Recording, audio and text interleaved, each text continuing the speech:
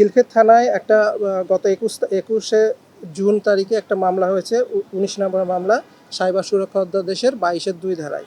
মামলার বাদী ফেসবুকে রহমত আলী কবিরাজ নামে একটি আইডির মাধ্যমে কথিত এক তান্ত্রিকের সঙ্গে পরিচিত হন। তার স্বামীর পরকীয়া দূর করার প্রলোভন দেখে ওই তান্ত্রিক প্রথমে হাদিয়া হিসাবে 1,500 টাকা গ্রহণ করেন এবং পরে জালালি কবুতর কেনার অজুহাতে আরও 3500 টাকা তিনি নেন, বিকাশের মাধ্যমে নেন। পরবর্তীতে জিনের মাধ্যমে সমস্যার সমাধানের কথা বলে ভুক্তভোগীকে পটাশিয়াম পারম্যাঙ্গানেট ও রসালো মিষ্টি কিনতে বলেন এবং ইমো ভিডিও কলে তার নির্দেশনা অনুযায়ী তা ব্যবহার করতে বলেন। নির্দেশনা অনুসরণ করলে ভুক্তভোগী তার বাম হাতে পটাশিয়াম পারম্যাঙ্গানেট নেন এবং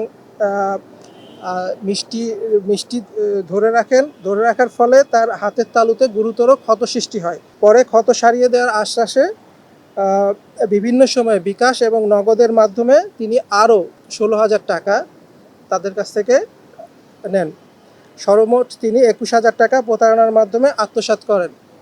এই মামলাটা আমরা গ্রহণ করার পরে অভিযানের প্রেক্ষিতে আমরা কুমিল্লা থেকে 2 জন এবং নোয়াখালী থেকে আরও আরেকজনকে গ্রেপ্তার করি।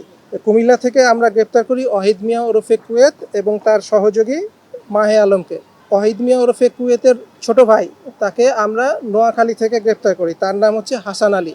এবং এই অ্যাকাউন্টটা রহমত আলী কবিরাজ, এই অ্যাকাউন্টটা এই হাসান আলী চালাচ্ছিল এবং তিনি এই সব টাকা পয়সা যে বিকাশ অ্যাকাউন্টে নিয়েছেন তার ভাইয়ের সহযোগিতায়। তাদেরকে আমরা গ্রেপ্তার করে গত 25 তারিখে আদালতে সোপর্দ করি। এই ক্ষেত্রে 2 জন, ওয়াহিদ মিয়া ওরফে কুয়েত এবং হাসান আলী, তারা এই স্বীকারোক্তিমূলক জবানবন্দি দেন 164 ধারায়। স্বীকারোক্তিমূলক জবানবন্দিতে আমাদের কাছে পুরো ঘটনাটা উঠে আসে। তারা তাদের বিভিন্ন অ্যাকাউন্টে বিকাশ এবং নগদ অ্যাকাউন্টে টাকা গ্রহণ করে লেয়ারিংয়ের মাধ্যমে জেবিএস হোল্ডিংস লিমিটেড একটা অ্যাকাউন্ট থেকে আরেকটা অ্যাকাউন্টে নিয়ে যায়। এভাবে শেষে তারা নিজেরা এই টাকাটা উত্তোলন করে এবং এই যে অ্যাকাউন্টগুলো যেগুলো ব্যবহার করে এগুলো সব ভুয়া অ্যাকাউন্ট, বিভিন্ন ব্যক্তির নামে, যেটা তাদের নামে রেজিস্ট্রেশন করা না, অন্য ব্যক্তিদের নামে রেজিস্ট্রেশন করা।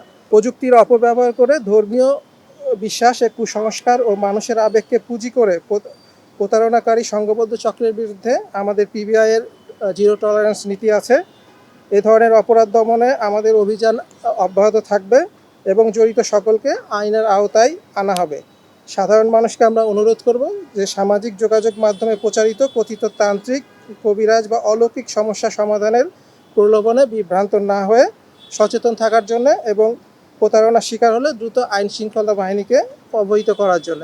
এবং এই ধরনের কোনো মামলা হলে আমাদেরকে জাস্ট যদি একটু অবহিত করা হয়, আমরা যদিও এটার ছায়া তদন্ত করি, আমরা তথ্য নিই নিজেরাও, তাহলে ওনারা যদি তথ্য এবং উপাত্ত দিয়ে আমাদের সহযোগিতা করেন তাহলে আমরা মামলাটা সউদ্যোগে নিয়ে আমরা দ্রুত সেটার রহস্য উদ্ঘাটনের ব্যবস্থা করব।